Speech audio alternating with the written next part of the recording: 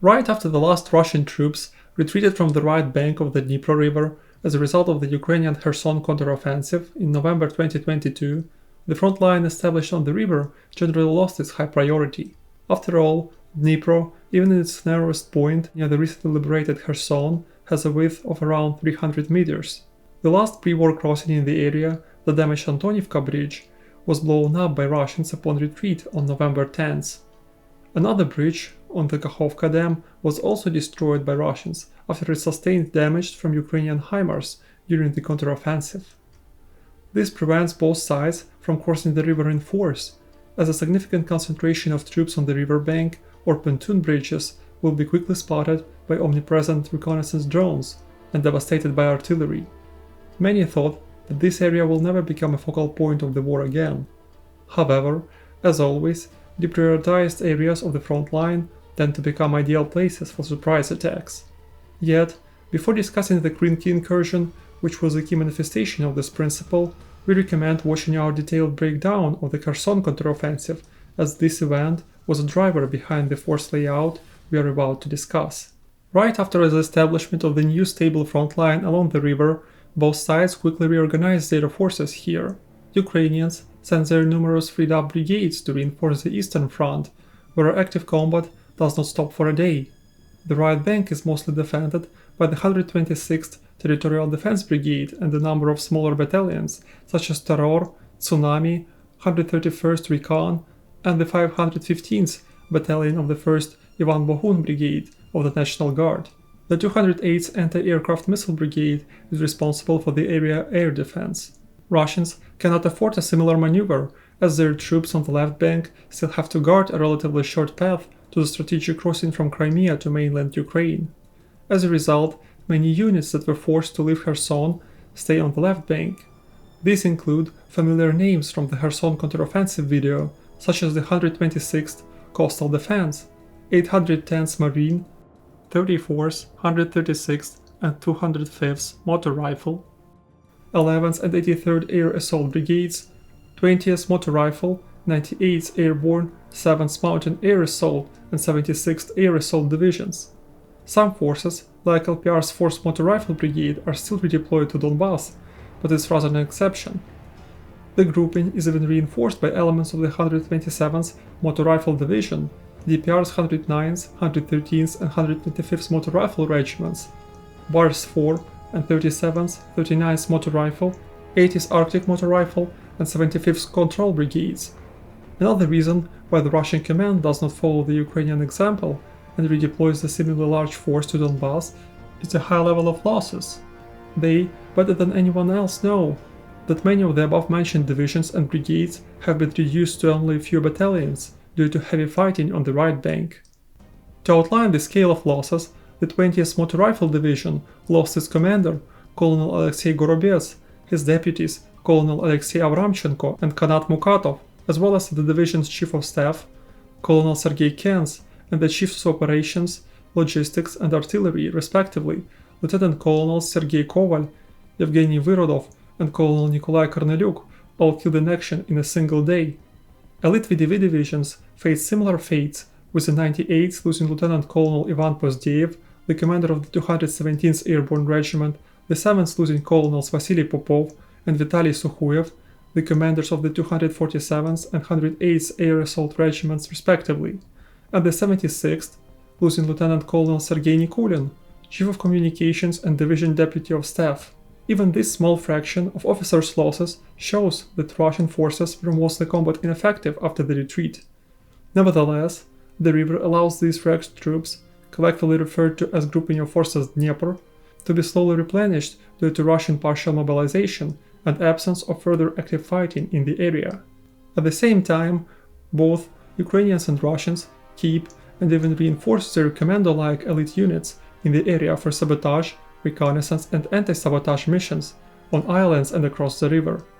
While Ukrainians keep their 73rd Naval Center of Special Operations in the area, Russians answer with the 10th and 45th Spetsnaz brigades, as well as 25th Spetsnaz Regiment. All the newly liberated cities on the right bank, such as Kherson, immediately become targets for regular and indiscriminate strikes by Russian artillery and aviation. Ukrainians counter with their own assets, such as the artillery of the 32nd and 406th Marine Artillery Brigades, using reconnaissance drones and deploying special Carlson UAV unit to pinpoint and strike targets such as artillery pieces of the 227th, 291st Artillery and 439th Rocket Artillery Brigades on the right bank. However, these counter-battery efforts are not enough to completely halt strikes on Kherson and other towns. Ukrainians also try multiple small landings on the Kinburn Split right after Russians retreated in November. Due to limited information, it's hard to detail these raids, but Ukrainians did not manage to take a foothold on Desolate Peninsula. Instead, they switched to conducting routine artillery strikes there, likely to inflict additional losses on Russian forces deployed to repel the raids. This split is strategically important and faces more attacks due to proximity to Ochakiv. The city hosts one of the Ukraine's key naval bases and airfields, as well as the headquarters of the 73rd Naval Center of Special Operations. Thus, Russians also launched multiple artillery strikes on Ochakiv from Kinburn Peninsula area. In December, both sides shift their attention to Veliky Potemkin Island. The Russian 126th Coastal Defense Brigade maintains at least partial control there after retreating from Kherson. The number of small residential buildings along the island perimeter allow it to effectively conceal and accumulate forces. The presence of civilians also complicates the situation, as Ukrainian attempts to evacuate the island population between December 3rd and 5th fail due to Russian activity. On December 7th, a Ukrainian attack follows with unknown results, and by the 9th, elements of the 80th Separate Arctic Motor Rifle Brigade, the 25th Spetsnaz Regiment and the 1st Company of the Bars 4 are deployed there to counter Ukrainian attacks. This back-and-forth combat persists, with Ukrainians visibly showing their presence on the island by January 2, 2023, but lacking forces to liberate it fully due to steady stream of Russian reinforcements from Hola Pristan through Bilogrudovo. Throughout January 2023, Ukrainians intensify attacks, scouting the river on small motorboats and attempting to locate weak spots in Russian defenses on the left bank. On January 24th, a Ukrainian reconnaissance and sabotage group from Bratstvo, Stugno battalions and Timur group, elite units of defense intelligence, briefly land near Dnepryany under the cover of the night. They destroy a command post of the Russian paratroopers and retreat back to the right bank under heavy fire. On the 31st, a similar raid occurs near Lake Kruglik, followed by operations on February 2nd on Krugloe Island, and on the next day near Dolgi Island in Yegorliksky Bay. The primary purpose of these raids appears to be intelligence gathering, terrain analysis, and exhausting Russian forces by forcing them to chase small mobile groups. These known raids represent only a fraction of cross-river operations. Ukrainians also actively use Bayraktar TB2 UAVs for reconnaissance alongside smaller drones, constantly operated above the river. One of the first UAV units, a non-governmental organization called Aerorozvedka, also actively assists in platoon-level drone reconnaissance here. Formed in 2014, the organization assisted in the procurement and use of drones in all branches of the Ukrainian military, which turned out to be a key advantage over Russians in 2022. Ukrainian adversaries here display a notably different approach. Colonel General Oleg Makarevich, commander of the Dnieper grouping of forces, is known for his love for terrain scale models and reluctance to integrate drones into operations. Reportedly, he insists that all the information, including reports about every drone use, to be delivered to him in writing on paper. Meanwhile, Dnieper forces are heavily staffed with the VDV units, elite airborne troops considered a distinct part of the Russian military, making it logical that Colonel General Mikhail Teplinsky, commander of the VDV, serves as a de facto second-in-command of the grouping. Another key figure in this command structure is Alexander Lapin, assigned here after his disastrous leadership during Ukraine's Kharkiv counteroffensive, where Russian reconnaissance failures led to a frontline collapse. Unlike Lapin and Makarevich, Teplinsky is seen as a more prominent and professional figure, which quickly puts him on a collision course with his colleagues. This friction extends to Chief of General Staff Valery Gerasimov, culminating in Teplinsky's so-called vacation on January 13th, widely seen as temporary dismissal. Facing imminent total removal from all positions due to intense conflict with the Chief of General Staff, he secures a conversation with Putin himself, a move that ultimately saves his career. In other words, Mikhail Teplinsky attained a degree of personal protection from the president, much like Surovikin did while serving as an intermediary between Putin and Prigozhin, ahead of PMC Wagner. Both Prigozhin and Surovikin were in conflict with Valery Gerasimov and Sergei Shoigu as well, but were granted a certain degree of autonomy due to their relatively better performance. Meanwhile, the situation along the Dnipro River remains fluid. Occasional artillery strikes or tank and sniper fire across the river are often followed by raids of special operation forces on small motorboats. Ukrainians tend to be more proactive, using high-quality drone intelligence to plan raids that, while costly, are likely necessary. The 808th Support Regiment, a specialized pontoon bridge unit, is also stationed here. The Russian Dnieper Command begins suspecting that the anticipated Ukrainian counteroffensive might target this lower priority front line as well. The inclusion of motorboats in the major US security assistance package dated March 23rd hints this concern. However, the Russians still prioritize many the Donbas and Zaporizhia front lines in preparations for the 2023 offensive. For example, the 98th Airborne Division is sent to Luhansk, while the 20th Motor Rifle Division, alongside with 11th and 83rd Air Assault Brigades, is redeployed to Donetsk. The remaining forces on the riverbank conduct raids on islands, trying to establish positions, but due to the dangerous nature of river crossings, boat stockpiles are quickly exhausted. Russians resort to requisitioning civilian vessels after Yunus Bek Yevkurov, deputy of the Russian Minister of Defense, personally assures troops of 150 incoming military boats, a promise that went unfulfilled. On April 21st, Ukrainians performed a more serious landing, infiltrating the Kindiivka area on the left bank. Due to newly arrived Vok-17 drone unit that closely works with artillery, they now have more support and can take a foothold in multiple small buildings on the riverbank. Essentially, the situation here is similar to Veliki Potemkin Island, where both sides fail to maintain full control over the specific area due to constant landings and exchange of strikes. On May 12th, Ukrainian operatives infiltrate as far as Toloka Island. However, all this activity is soon halted due to the event that totally reshapes the front line. Between 2:18 and 2:20 am on June 6, 2023, an enormous explosion rocks the area of Nova Kakhovka. The large Kakhovka Dam is completely breached as water from the Ukraine's second largest artificial reservoir rushes towards the sea, flooding vulnerable towns to an average depth of 5.6 meters. The dam could only have been destroyed by an explosion in inner tunnels controlled by Russia. As much as it is a humanitarian and ecological catastrophe, the dam breach also significantly affects the battlefield. The raised water level downstream makes it impossible for Ukrainian troops to launch an amphibious assault on the Dnipro front line. Many islands, like Veliki Potemkin, are flooded, landmines are displaced, and the river bank has an entirely new shape.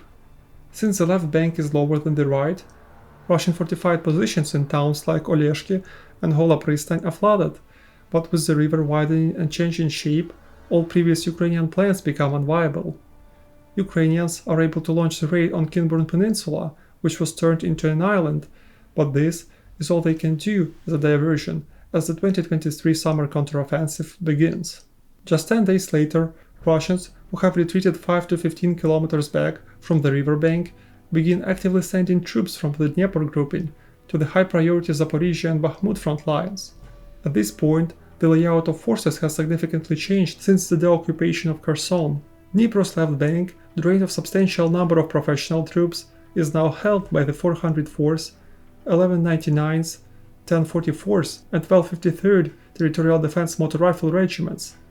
These units will try to control the islands immediately after the water level drops, replacing Special Operations Forces with only elements of the 25th Spetsnaz Regiment and 10th Spetsnaz Brigade remaining.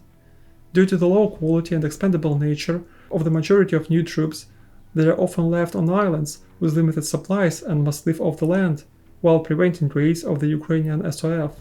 To counter more ambitious Ukrainian raids on the left bank, the 61st Marine Brigade joins the 126th Coastal Defense, 80th Arctic Motor Rifle and 205th Motor Rifle Brigades, supported by PMC Convoy, Hateful Eight Drone Unit, Bars Kherson, and the 7th Military Base Grouping. The 108th Air Assault, the only VTV regiment on the left bank, acts as a rapid reaction force in case of Ukrainian landing. Ideally, such amphibious attacks would be countered with joint efforts of drone reconnaissance, 2 artillery regiments and 1 artillery brigade. However, the commander of this sector, Oleg Makarevich, continues to doubt drone effectiveness, even though Hateful Eight UAV unit is incorporated in the Dnepr grouping. The Ukrainians also refrain from sending mechanized brigades to the Dnipro front, maintaining the 123rd, 124th and 126th Territorial Defense Brigades in the area, Border Guards, Court Special Police Unit, the 131st Recon Battalion, 808th Support Regiment, VOG 17 Aerorozvedka UAV units, and the 32nd, 406th Marine Artillery Brigades support them. The 73rd Naval, 140th and 142nd Special Purpose Centers of the Special Operations Forces prepare to resume raids once the water level drops as well. The 208th Anti-Aircraft Missile Brigade continues to defend the skies, though its capabilities are likely reduced following the precise Lancet strike on the TRML-4D radar of the IRIS-T air defense complex on June 8th. As the 2023 summer counteroffensive begins, Ukrainian forces around Kherson face a key challenge: quickly developing a new plan to divert as many Russian troops from the Zaporizhia region as possible.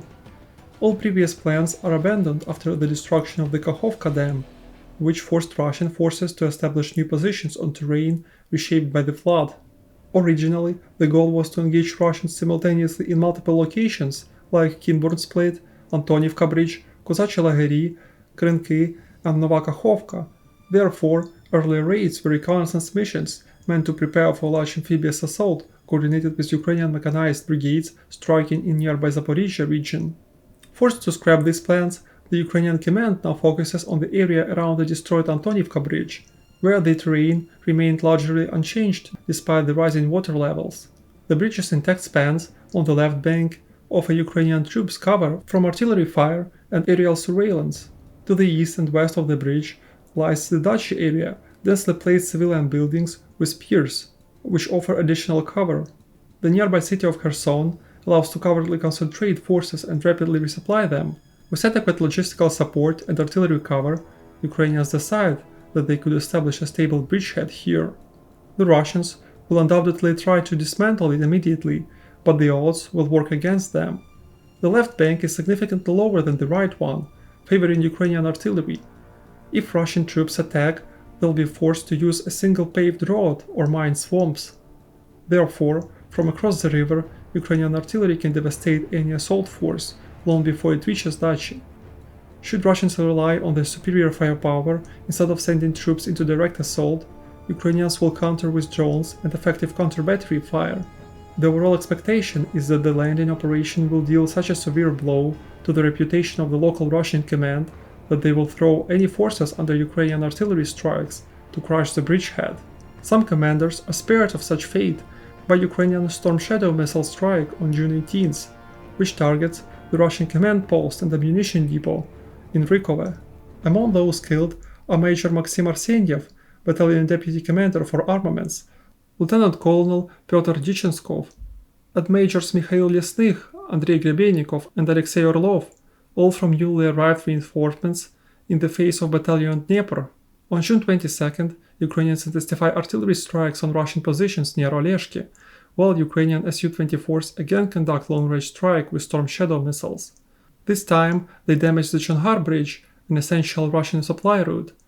The next day, Ukrainian forces cross the river on small boats, securing a foothold on the half-destroyed Antonivka Bridge. These soldiers quickly spread out and establish positions in Dachi as well. Russian artillery begins heavy bombardment, but Ukrainian reinforcements continue arriving steadily on June 24th.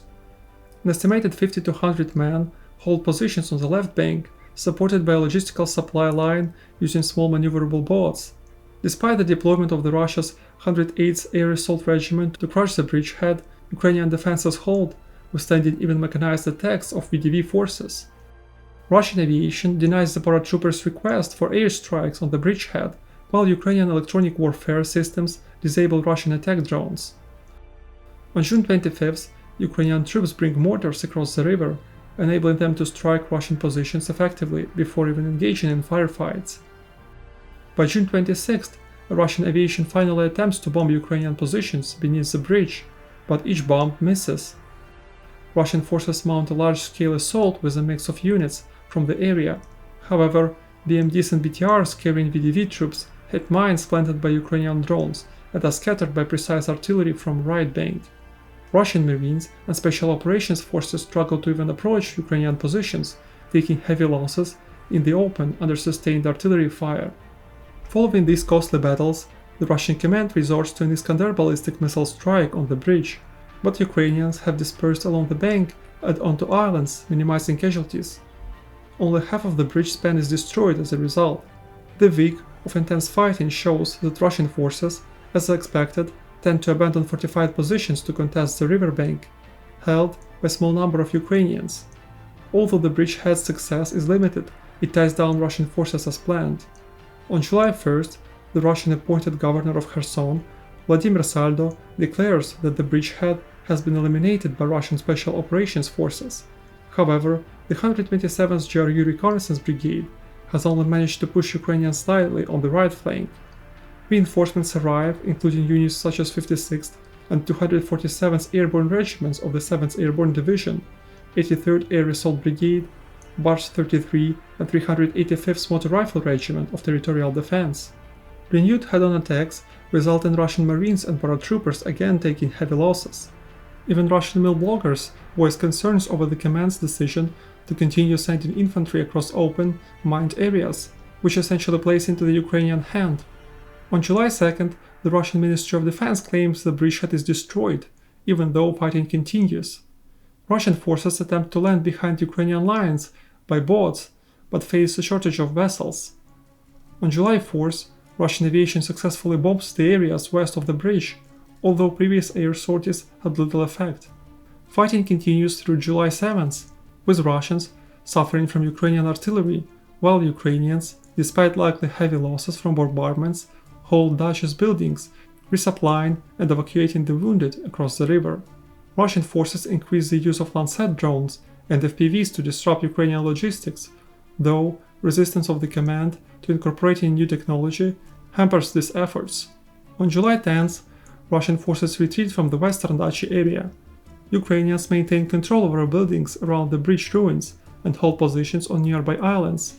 Russian losses have likely drained local reserves, and command shifts to exclusively air and artillery strikes to contain the bridgehead. By July 24th, Russian forces begin using Ha-38M guided missiles to target buildings on the riverbank, abandoning free-fall bombs due to poor accuracy. After a month since Ukrainians landed near Antonivka Bridge, some conclusions can be drawn. First of all, the landing is a clear diversion that was supposed to help the ongoing summer 2023 counteroffensive. However, Russians pretty quickly burned through quite limited reserves in the area and decided to neither bring more troops nor further try to push Ukrainians, resorting to artillery and aviation strikes. Russians also withdraw 2 regiments from the 7th Airborne Division, replacing them with the 1445th Motor Rifle Regiment of Territorial Defense, suggesting a refocus on Zaporizhia front line. On August 1st, Ukrainians target Russian positions on Jarelhaj Island, where newly arrived troops were training. Estimated losses are up to 200 men. By August 8th, Ukrainians deployed the Shaman Battalion of Defense Intelligence to probe weakened Russian positions near Kozachye Lageri. The battalion successfully lands, with operatives from the 73rd Center establishing a foothold west of the town and capturing 11 men, including Major Yuri Tomov, commander of Battalion 1822. The officer reveals plenty of sensitive intelligence, allowing Ukrainian operatives to conduct deeper reconnaissance near Krynki. One of the officers of the 73rd Naval Center of Special Operations, with call sign Skiv, who was responsible for the successful mission and capture of Major, pitches to higher command the idea of exploiting Russian weaknesses here further. And this is how the idea to capture bridgehead in Krynki was born. It quickly becomes clear that if Ukrainians want to achieve something more significant than the existing bridgehead near Oleshki, they need more numerous and cohesive force. Therefore, this time, the decision is made to deploy almost an entire Ukrainian Marine Corps on the Dnipro front line. Formed in May 2023 from pre-existing Marine units, the formation includes 4 separate Marine brigades, the 406th Artillery Brigade and 32nd Rocket Artillery Brigade, and various smaller support formations like 140th Separate Marine Reconnaissance Battalion. Key units of the Corps, such as 35th and 36th Brigades, have been fighting since the start of the full-scale invasion, while the 37th and 38th engaged in intense combat during the Ukrainian summer 2023 counteroffensive. However, the operation lost momentum as Ukrainians secured only tactical gains while attempting to break through Russian fortifications and minefields in the Zaporizhzhia region. By the end of August, the offensive effectively stalls. The critical phase of the battle for Avdiivka, which we covered in a separate video, will only begin in October 2023. All this created a brief window of opportunity to gather the Marine Corps and launch an amphibious landing in Krynki.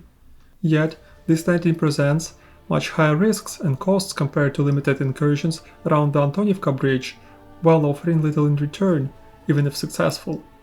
While some Russian forces may be pinned down on the riverbank, the Ukrainians lack the capability to transport significant number of armored vehicles across the river for a genuine breakthrough. Nevertheless, the Ukrainian Marine Corps Command, led by Lieutenant General Yuri Sodol, decides to proceed with the amphibious operation to maintain some momentum and employ freed-up forces after the main offensive stalls. Worth mentioning that Sodol is one of the quite controversial figures in the Ukrainian military. On the one hand, under his command, Marines achieved certain gains during the 2023 counteroffensive. On the other hand, by many accounts, he often tends to act just like many Russian commanders, using the good old formula "ends justify the means," which usually leads to high Ukrainian casualties. By October 13th, forces along the Dnipro shift significantly as both sides bring in reinforcements, replacing exhausted units. Ukrainians deploy the 14th SBU Detachment, Special Operations Unit Lubard, 11th National Guard Brigade, 86th Territorial Defense, 140th Marine Reconnaissance Battalions, 35th and 36th Marine Brigades, including their separate Marine battalions.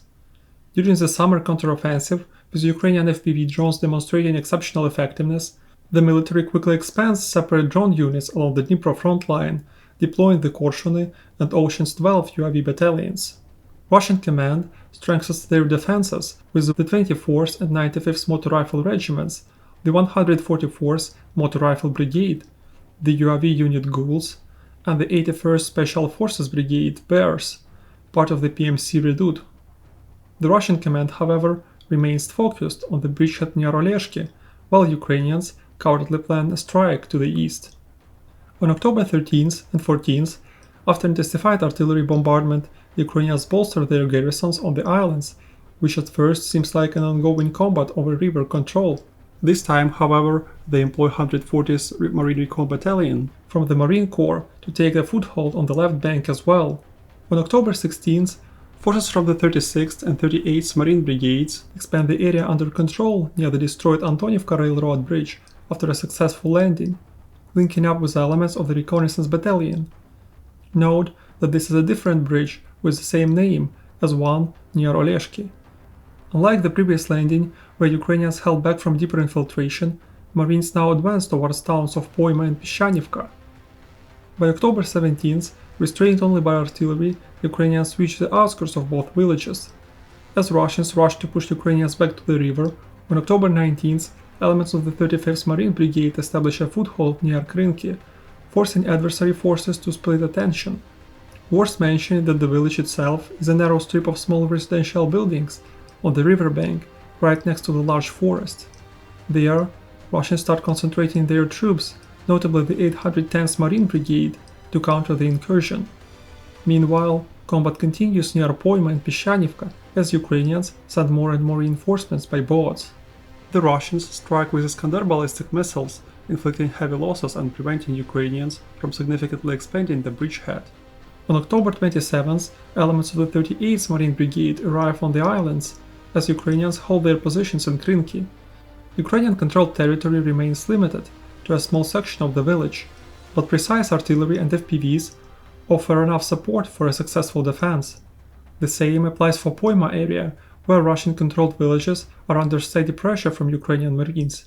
The situation hangs in balance until the end of the month, with both sides actively trying to advance. Then, unable to move further to a key M14 road, Ukrainians retreat from two small bridgeheads in the railroad bridge area to focus full attention on Krynki. On October 30th, 2023, Russian VDV commander Mikhail Teplinsky, who was removed from Dnepr Group of New Forces in January 2022, returns to replace Oleg Makarevich. This shift signals that the Russian higher command, or more likely Putin himself, relies on Teplinsky's reputed skills to quickly eliminate the Ukrainian bridgehead. The urgency likely stems from the need to concentrate as many forces as possible for the offensive on Avdiivka, rather than holding them along the Dnipro's left bank to contain the expanding bridgeheads. On the next day, Ukrainians launch a HIMARS missile strike on the Russian command and control center on Arbat Split, killing 5 and wounding 12 high-ranking officers of the Dnieper grouping. Reportedly, Mikhail Teplinsky himself was lightly wounded in the strike. Among those killed are Colonels Vadim Dobryakov, deputy head of the operational department of VDV, Alexei Koblov, the head of the operational control department of VDV, and Alexander Galkin, the operational duty officer of VDV. At the same time, Ukrainians also bolstered their forces on the right bank with Project M2, Flying Skull, and Birds of Magyar separate drone units. This increase isn't coincidental, as drones play a key role in Ukraine's ability to hold the bridgehead and inflict disproportionate losses on the Russian forces. The Ukrainian garrison in the village comprises roughly 300 Marines, though numbers fluctuate due to losses and reinforcements. Facing no fewer than 3,000 Russian troops, backed by armored vehicles deployed in both the forest and the village, the Marines continue resisting weeks after the initial landing.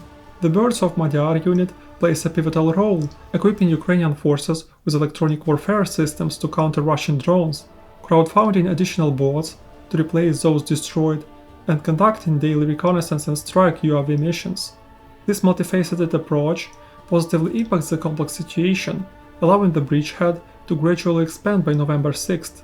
However, things like the necessity to often walk and swim across large areas under Russian strikes and the constant shortage of vessels remain key issues that stem from bad operation planning. Ukrainians even try to transport BTR-4 on PKS-2 amphibious transport, but is quickly hit by Lancet drone, indicating that Russians continue to monitor the river. Ukrainian drones also monitor the movement of Russian reserves behind the front line, destroying on November 10th 2 columns full of Russian troops of the 35th Motor Rifle Brigade in the town of Gladkovka. By some accounts, 76 Russian soldiers were killed in the HIMARS strike simply because the Russian command decided to use them for some kind of diversion maneuver, ordering the column to stay in the open on one of the village's streets until it was noticed by a drone. The overall atmosphere inside the Dnieper grouping of forces, even headed by Teplinsky, stays quite grim. Пипец, короче, дела вот такие у нас, пацаны. Все очень печально. Очень-очень. Вот такие прилетики небольшие, бля. Вон пушка валяется. Здравствуйте, вас приветствует боец 61-й бригады. За мной стоит КамАЗ, уничтожен дронами камикадзе. При выполнении задач у нас на борту не оказалось станции РЭП. Многие нас спрашивают, а куда вы деваете машины? А вот они все машины. Вот они. Нива.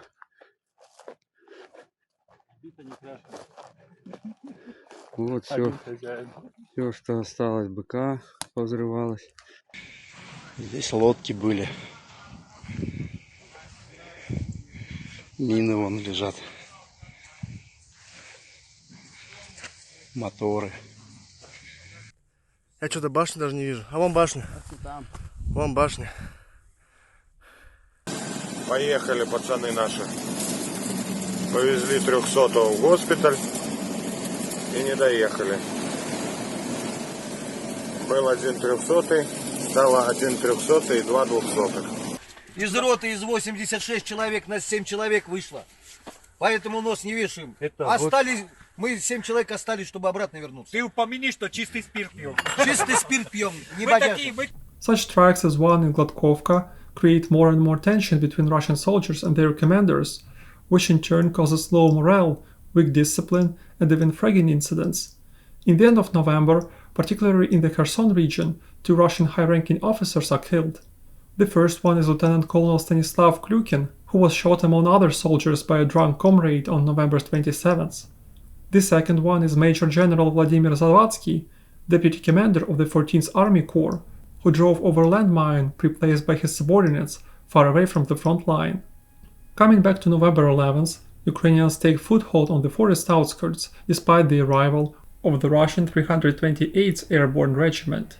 Frustrated by the repeated failures to crush the bridgehead, Russians not only deploy the 10th Spetsnaz Brigade to the area, but also begin shelling Krynki with TOS-1 thermobaric MLRS. By November 14th, they push Ukrainians back to the village remnants.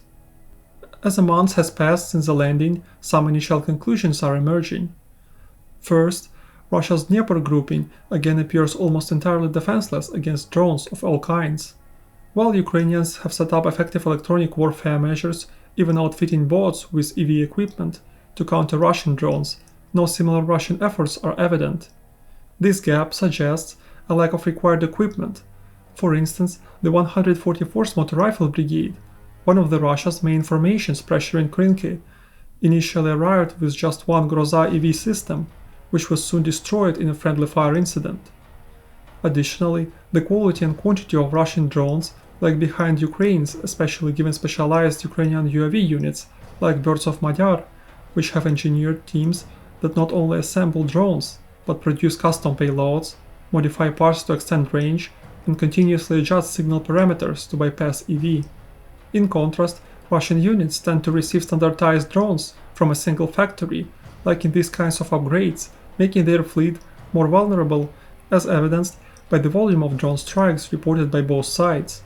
Ukrainians also actively showcased videos, how they intercept the video signals from Russian drones, and how their EW countermeasures work. Пасажири не чують дрона, адже гуде мотор. Дрон виходить на враження і відвалюється все керування.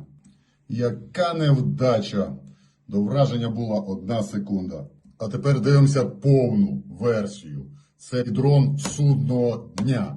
І це наші морпіхи форсують водою, не підозрюючи, що у них цілить смерть. Останній момент. О, день народження, козаки. І поки ви спостерігаєте за наступною спробою храбаків, от човен, атакувати по темному FPV-дроном нашого човна, доповідаю з голосу. Сьогодні, 20 листопада, силами зведеної групи РЕП та РЕР Корпусу морської піхоти та птахів Мадяра було виявлено 500-й хробачий дрон. 352 з них знищено. Це 70% ефективності. Є над чим працювати. Але, хлопці, я пишаюся вами. Ми разом прокачали і поставили на колії той проект під назвою «Кулібін». І то окрема історія. І цей хробачий дрон не долетів до вон того нашого човна. Це його останні кульбіти, як і всіх інших хробачих дронів. The Russian command also relies heavily on the direct assaults against entrenched Ukrainian forces, resulting in substantial casualties. At the same time, despite Ukrainian counter-battery fire and drone attacks, Russian forces are essentially leveling Krynki with artillery, inflicting significant losses on the Ukrainian Marines holding the bridgehead. Russian air defenses in Kherson region are also quite weak, since Ukrainian helicopters conduct relatively free sorties with unguided rockets here. The only Ukrainian helicopter lost in the area so far was a Mi-24 downed on August 1st, 2023, near Mikhailivka, a notably low result by comparisons with other fronts. This is likely due to active work of the FPVs and HIMARS systems as well, since the strikes reach far behind the Russian lines and devastated SAM systems. Most importantly, however, is that Ukrainians are able to saturate the area not only with small recon UAVs, but also drones like Shark, which can fly dozens of kilometers providing vital intelligence about high-value targets. By November 23rd, Ukrainian Marines once again launched an attack on Russian positions in the forest, gaining a foothold there. In response, Russians reinforced direction with the 171st Air Assault Battalion and push, nullifying Ukrainian gains. This back-and-forth combat persists until the end of November, especially as worsening weather conditions complicate operations for drones and infantry. Russian aviation joins artillery in destroying the village, further complicating the position of Ukrainian Marines from the 35th, 36th and 38th Brigades, as well as other units like 126th Territorial Defense Brigade. According to some reports, over 100 MPK glide bombs are used against Ukrainian positions on both river banks in a single day to disrupt the logistics that sustain the Ukrainian bridgehead. This extensive use suggests low accuracy of these glide bombs, as such large number should have easily destroyed the bridgehead if they hit their targets.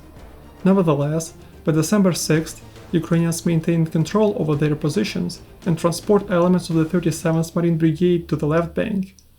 By December 14th, Russians reinforced the Krynki area with the 337th Airborne Regiment and the 83rd Air Assault Brigade. Before Krynki operation, the grouping of forces Dnieper was seen as low priority, from which forces could be easily transferred elsewhere along the front line, if necessary. However, it now appears that Mikhail Teplinsky is gathering all the available VDV units to push Ukrainians out of the left bank, weakening the Russian offensive in the east, as almost no VDV forces are left to participate in battles around Avdiivka due to decision to deploy them against Ukrainian bridgehead in the Kherson region. On December 22nd, Ukrainians organized an ambush on the three Russian Su-34s conducting a regular bombing run near Chaplinka and Kalanchak. They were likely testing their newly acquired Patriot SAM system, which had recently downed a Russian Su-24 over the Black Sea. Despite this loss, Russian fighter bombers continue flying daily bombing runs along the same route. After determining the exact flight path, the Ukrainian Patriot battery intercepts them, downing 3 planes and killing 3 Russian pilots. This was a significant risk, as Ukrainians do not have an ample supply of missiles and had to bring the Patriot SAM close to the front line. Nonetheless, the result forces Russians to reduce bombing runs in the Kherson region. Furthermore, Ukrainians continue to enhance their electronic warfare systems, employing both smaller variants developed by drone operators and larger systems like Bukovel AD. Due to the narrow front line, even a relatively small number of these systems effectively clear the sky of Russian drones. However, electronic warfare remains a cat-and-mouse game, with both sides constantly adapting to each other's measures. Meanwhile, Russian forces continue pressure with old and new units on the Krynki flanks, failing to destroy the bridgehead but significantly reducing its area. This limited progress is the maximum Russians can achieve under the current conditions. Ukrainians also start facing challenges with the quality of equipment. Initially, they had access to the high-quality boats from allies and their own stockpiles, primarily Soviet BMK-Ts. However, as battles continue, the Marine Corps must replace losses with lighter commercial vessels, poorly adapted for dangerous cross-river missions. In addition to the Marines, Krynki's defense also relies on the soldiers of the 126th Territorial Defense Brigade. To honor these efforts and significant contributions to the battle, as well as simplify command, in April 2024, the 126th Brigade will officially become a part of the Marine Corps. As the new year begins, parts of the river between the islands freeze, complicating logistics further, as ice blocks boats but remains too thin for safe passage on foot with full gear. Additionally, Ukrainians have to constantly change their routes and landing positions to stay unpredictable for Russian artillery and drones that constantly prey on boats. These challenges lead Ukrainians to innovate, using drones to deliver supplies to the Krynki garrison. With each FPV carrying around 2 kilograms, Ukrainians transport up to 50 kilograms of supplies daily across the river, diversifying and simplifying logistics. The cold temperatures also lead to illness among soldiers who fight day and night in freezing ruins. Nevertheless, the overall situation remains unchanged. Ukrainians hold their ground but cannot amass enough forces for further advance due to attrition. Russians face similar challenges, as Ukrainian drones destroy their vehicles and personnel whenever they attempt an advance. Additionally, Ukrainian artillery continues strikes from the higher riverbank, killing on January 6, 2024, Colonel Armano Spanov, the armored service commander of the airborne forces, near Kozachi Lageri. The depth of strikes is quite significant, as the 143 Recon Battalion coordinates accurate HIMARS strikes far behind adversary lines. For example, on January 2nd, Ukrainians destroyed this way Yastreb AV counter-battery radar, 35 kilometers from the front line. This system was considered a state-of-art equipment, which Russian military started receiving in 2022 with the price of $250 million each. By January 17, Russians bolstered the area with the 1,180th Artillery and the 17th Tank regiments. Ukrainians reaffirmed Krynki as an ideal training ground for drone units, deploying the Balu Hub, Vihor Academia, and WASP UAV units. On January 16, 2024, the renowned Ukrainian drone unit Borsov Magyar is officially transferred from the 59th Brigade to Marine Corps and renamed the 414th Separate Battalion of Strike Unmanned Aerial Systems. This move is logical, as the unit had long operated independently from its brigade and developed close ties with Marines who rely heavily on UAVs for supplies, reconnaissance, and fire support. By January 24th, Russians bring the 28th Motor Rifle Regiment to Krynki, but are still unable to dislodge approximately 100 Ukrainian Marines. This status quo persists throughout the months. However, the status quo here does not imply the absence of intense daily attacks. To illustrate it, the footage from December shows constant Russian mechanized assaults. In one of them, 2 tanks emerge from the forest and advance along the road. Both have protective cages to defend against drone-dropped grenades. The main road, however, turns out to be mined by Ukrainian drones as well. The first tank quickly loses a track after triggering a landmine and falls into the ditch. The second tank, after bypassing an unlucky vehicle, continues to carry infantry to the Ukrainian positions. It is soon hit by an FPV drone of the 37th Marine Brigade, right in the area where infantry sits. The killed and injured soldiers follow the vehicle while the driver loses control and tank falls into the ditch. The crew, seeing that their vehicle is still mobile, rushes it into the forest, chaotically ramming trees. Eventually, the tank gets back to the open road, where it is finished off by FPVs of multiple drone units. To the east of this spot, the assaults were usually conducted on BTR-82As. Used closer to the end of the December, likely due to shortage of tanks, these suffer even more from FPV drone strikes. Only one particular section of the road has 8 destroyed BTR-82As, most of which were taken out by the pilots of drone company Sove of the 36th Marine Brigade. Worth mentioning that all Ukrainian brigades and even some battalions have their own drone units that complement separate ones like Flying Skull or Balu Hub. BTR-82As, which start to substitute tanks, seem more fitting for transporting infantry, but it's rather a misconception.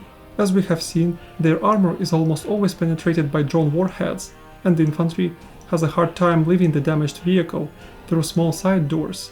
One of the last major mechanized assaults is filmed by Griffon UAV unit of the 501st Separate Marine Battalion of the 36th Marine Brigade. This time, the Russian column composed of BMPs and tank avoids a mined road and drives right through the ruins of the village. The FPV drone of the Griffon unit aligns itself right behind the tank, hitting it precisely in the rear part of the turret. An accurate hit into the tank's weak spot causes enormous, even before Soviet tanks, catastrophic detonation of munitions, tearing the hull apart and sending the turret upwards. The explosion is so strong that the BMPs in the column are hit by flying parts of the tank hull as well. This footage of small fraction of assaults of Krynki shows precisely why Russians struggle to eliminate the Ukrainian bridgehead, despite having superior numbers and heavy armor. The vehicles with infantry are basically sent into head-on assaults on the village, where Ukrainian drones are already waiting for them. The Marines that hold the ground also actively resist, not only engaging in firefights but also destroying Russian vehicles with grenade launchers. For example, this short video shows how Russian BMD that was stuck while trying to cross the main road to deliver VDV troops to positions is hit by an RPG. It quickly catches fire and after being ablaze for some time, explodes, leaving behind only a charred turret and half of the hull. Facing mounting losses, Russians are eventually forced to scale back armored vehicle usage, relying almost exclusively on infantry for village assaults. By early February, they also increased aviation attacks on both river banks. It's important to keep in mind that while main fighting happens on the left bank, on the right one, Ukrainians set up all their logistics. These include extra boats medical facilities for first aid to wounded who come back across the river, and supply storage. Occasionally, K-52 attack helicopters join strikes on Ukrainian positions, possibly signaling a recovery of Russian army aviation after devastating losses inflicted during Operation Dragonfly. These strikes coincide with ongoing infantry assaults in Krynki, persisting throughout these months. During one of such assaults, Colonel Magomed Magomedjanov, commander of the Russian 61st Marine Brigade and deputy commander of the 18th Combined Arms Army, is severely wounded and dies in a hospital on February 14th. On February 20th, Russians released a video claiming to have pushed Ukrainians out of Krynki. However, the footage, filmed on the town's outskirts, soon proved inaccurate as Ukrainians continue holding positions and resupplying their garrison. The following day, Ukrainians conduct a HIMARS strike on the 328th Air Assault Regiment's assembly at the training ground near Podokalinivka. Guided by Shark reconnaissance UAV, the strike kills at least 36 paratroopers, including Major Denis Kuksharov, the regiment's deputy commander. At this point, the Kherson region can quite easily compete with the Kyiv region in the number of killed Russian VDV high-ranking officers. Ukrainian aviation on the Dnipro front mainly involves Mi-8s and the Mi-24s of the 11th Separate Army Aviation Brigade Kherson and the Su-25s of the 299th Tactical Aviation Brigade operating mainly from Kulbakino Air Base. However, following the arrival of the French AESM Hammer high-precision bombs adapted for the MiG-29s, Ukrainians began airstrikes from Voznesensk against Russian left bank positions. The bombs' range allow avoidance of the Russian air defenses for MiG-29s. A strike on March 6th by HIMARS hits the abandoned Russian tanker Mekhanik Pogodin, which had served as a reconnaissance and command post for the Russian Dnieper grouping of forces. On March 31st, as a response, Russians claimed to have destroyed 3 Su-25s at Voznesensk Air Base, though evidence of the strike's success is inconclusive due to Ukrainian planes using concrete plane shelters. The situation around Krynki, Oleshki and Poima remains unchanged, with Marines defending bridgeheads with artillery and drone support. Russians, likely due to high losses, refrained from major displacement attempts, resorting instead to artillery and drones. After months of grueling combat, all advanced routes are predictable, preventing either side from gaining a decisive edge or massing enough forces for breakthrough. Despite complex and vulnerable Ukrainian logistics and being vastly outnumbered, the battle grinds on. Marines rely solely on basements for cover, as nearly all buildings in Krynki are destroyed. In such conditions, the combat continues, but Ukrainians start slowly withdrawing the garrison around the beginning of June. The active combat on islands and the deployment of reinforcements persists, but until July 17th, Ukrainians completely withdraw from Krynki. Russians reclaim positions on the left bank on July 18th. For 10 months, Ukrainian Marines, alongside territorial defense forces, maintained control over Krynki. Artillery exchanges, drone attacks and skirmishes on the islands persist, yet Marine Corps units are now being redeployed to the Donetsk and Kharkiv regions, where Russian forces have persistently advanced since early summer 2024. By some estimates, the operation cost Ukrainians 1,050 soldiers as killed and missing in action, and likely a few thousand more as wounded. Such heavy losses are often linked to the commander of the Ukrainian Marine Corps, Lieutenant General Yuri Sodol, who developed the plan of amphibious operation. Even before Krynki landing officially ended, in February 2024, Sodol was appointed a commander of the Operational Strategic Grouping of Forces Hortytsa, replacing Alexander Syrsky, who, in turn, replaced Valery Zaluzhny in the position of the Commander-in-Chief of Armed Forces of Ukraine. In June 2024, Sodol faced public criticism from Bogdan Krotevich, Chief of Staff of the 12th Brigade of National Guard Azov, who denounced Sodol's leadership style, claiming he abandoned Mariupol's defense in 2022 and was persistently showing disregard for high casualties under his command. Critique of Krotevich led to Sodol's dismissal from all positions on June 24, 2024. The Krynki operation was another reason for this decision, as if maintaining bridgehead in winter 2023-2024 for the sake of diversion might be seen as rational in the light of the unfolding massive battle for Avdiivka, holding it through spring and summer 2024 was likely a mistake. The operation's overall rationale remains debated, as Ukrainians, from the very start, had an extremely slim chance for an effective push towards Crimea. While a successful strike would have posed serious challenges to the Russian forces, Krenki and other operations on the left bank served as costly diversions, rather than outright failures. For instance, the grouping of forces Dnieper increased from estimated 64,000 men in November 2023 to nearly 130,000 by mid-2024. This means that almost 25% of Russia's total forces in Ukraine were effectively tied up by ongoing threat across the Dnipro. Additionally, Krinky proved valuable for Ukraine's drone units, which facing no immediate enemy advances, made a number of breakthroughs in the areas of electronic warfare, drone munitions, and pilot training.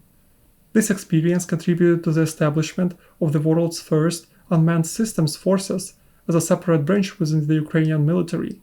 Ukrainian UAVs were instrumental in disrupting Russian movements, with confirmed Russian equipment losses on the left bank reaching 271 pieces by June 14, 2024, including 82 armored vehicles. Judging from these numbers, videos of multiple devastating strikes of Russian assemblies and the overall behavior of local command, it's quite clear that Russians suffered at least equal or even a few times higher losses in manpower than their adversaries. Ukrainian vehicle losses, meanwhile, totaled 58, predominantly artillery damaged by counter-battery fire. Although Ukrainians sustained heavy losses in both, their total vessel losses were likely in hundreds and were not included in these statistics. In conclusion, assessing the impact of the Krinky operation hinges on whether Ukrainian forces prevented heavier losses at Avdiivka by keeping a significant number of Russian units pinned on Dnipro's left bank. This dynamic extends across the broader Dnipro River campaign, which undeniably has bound substantial Russian resources. It's likely one of the few or even the first time in history when the front line passes along the river that both sides cannot cross in force, but still are able to strike across it for years. Ukrainians tried to change the situation, but lacked the resources to achieve something significant. After this became evident, a major blunder of the Ukrainian command was to continue the operation, which led to avoidable losses. On tactical level, the operation showed the adaptability and resilience of the Ukrainian Marines and supporting forces, many of whom had never done large water crossings in combat before. Despite the logistical challenges of defending ground on the left bank, these units made the most of limited resources to create a defensive plan that allowed them to hold out in long fights. Tight coordination with a variety of drone units in the area allowed to achieve the impossible, to hold the remnants of the village by at most hundreds of men against thousands of Russians, with full support of armor and aviation. After the Krinky incursion, the combat across the river continues, with constant skirmishes on the islands. Ukrainians also maintain initiative on the whole Dnipro front line when it comes to the artillery and aviation strikes. Russians still hesitate to saturate the area with the air defenses due to omnipresent reconnaissance drones, so Ukrainian aviation quite freely uses American JDAM and SDB glide bombs, as well as previously mentioned French ASM Hammers for high-priority targets. The artillery and especially HIMARS systems also continue constant strikes across the river.